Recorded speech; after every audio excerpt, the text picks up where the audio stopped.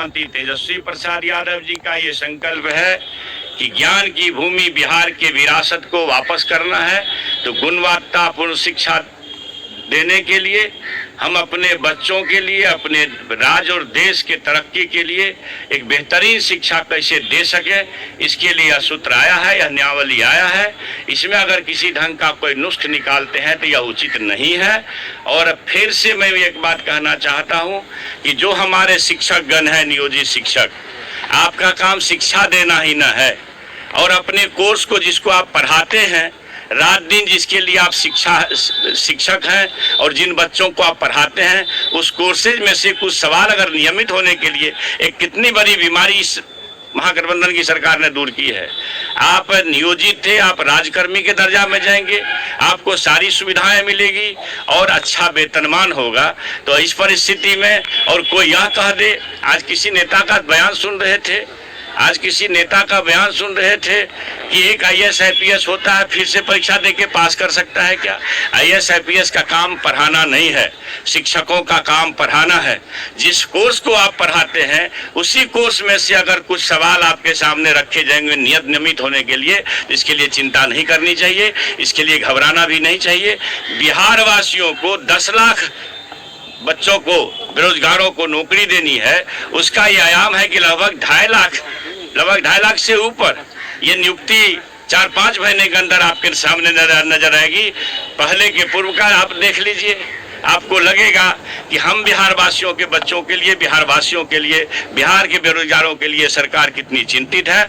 और उसी चिंता को ख्याल में रख करके, फिर माता पिता का ध्यान रख करके, यह ज्ञान की भूमि अगर भारत है तो उसका जड़ है, उस जड़ में है बिहार। मगध में आप खड़े हैं, यही ज्ञान की भूमि है। पूछ रहे थे फिर आप कहाँ चले गए? अब ये क्या, आप मेरी बात समझिए। जो हमारे मोदी जी हैं नेता बीजेपी के, उन्होंने कहा था शासनकाल में, जब उनका शासन चल रहा था NDA का, कि भगवान भी वेतनमान नहीं दे सकता है। आप उस बयान को निकाल के कोट करिए। अब जो राष्ट्रीय मानव संसाधन विकास मंत्री हैं, शिक्षा मंत्री जो भारत सरकार के हैं, उन्होंने 2 दिन पहले कहा है कि साहब B.Ed कर लेता, लोग को कोई रोजगार नहीं मिलता है तो B.Ed कर लेता है। भैया एक अच्छा खासा परीक्षा, आप प्रोफेसर होते हो, कितनी मेहनत से लोग नेट की तैयारी करता है, फिर PhD करता है। नेट की तैयारी में कम मेहनत करनी होती है क्या? फिर वही बच्चा PhD करता है। आप नेट होते हैं, PhD होते हैं तो आपको प्रोफेसर होने की दक्षता प्राप्त होती है। आप शिक्षक होने के लिए दक्ष हुए, आपने ट्रेनिंग किया, आपने क्या कहते हैं CTET STET पास किया, अच्छी बात है। तो भाई आप पढ़े लिखे समाज के लोग हैं, आप पढ़ाई के लिए जा रहे हैं, तो एक परीक्षा से क्या घबराना? नहीं घबरानी चाहिए। आप ये बताइए, अच्छा आप ये बताइए,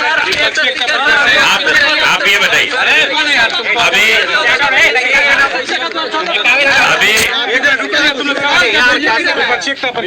आप देखिए, बिहार में जब महागठबंधन बनी तो नफरतवादियों की नींद हराम हो गई। अब एक पहला वेल बिगन हाफ डन, ये शुरुआत संघियों के पांव से जमीन खिसक